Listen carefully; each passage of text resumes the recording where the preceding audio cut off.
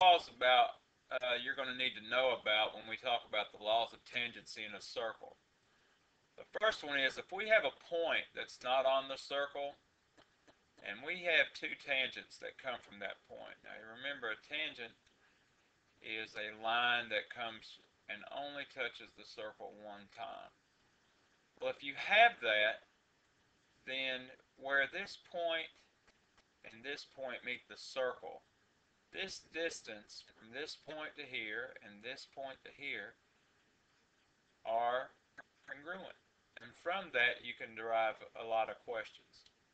For example, if we look at this one, we have the point off the circle coming to these points. If this is 7, then in this case x would be 7. Over here we have 2x from here to here. We have 20 from here to here. We know by this law that these two segments should be equal to each other. So if we say, well, 2x equals 20, then I just divide by 2 and divide by 2, and x would equal 10. So in this case, it's 10. The second law you need to know about is that a line that's tangent to a circle will always be perpendicular from the center of the circle.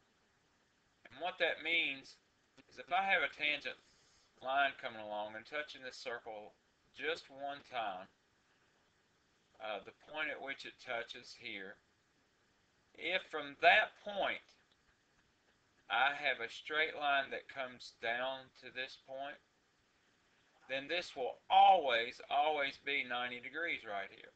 If we took a protractor and measured this, every time it would always be 90 degrees.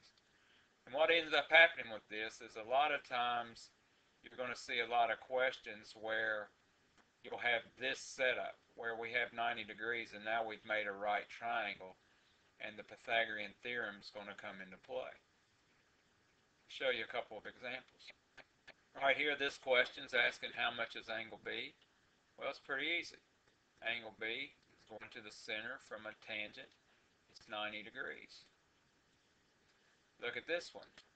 Alright, we have a 90 degree angle here, same setup. Now we have this distance, the radius being 7, and this segment being 24. The Pythagorean theorem says a squared plus b squared equals c squared. And here we have a right triangle. So here's my two legs. This is the longest side, so I would go 7 squared plus 24 squared equals c squared. If I do that in a calculator, I get 625. That equals c squared. And I take the square root of both sides. I get 25 equals c. So in this case, AC is 25. So that's the two rules. Here's your extra credit. You can pause this video to get this information down, turn in 1, 2, and 3 to Mr. Riddle, and you'll get extra credit. Good luck. Let me know if you need any help.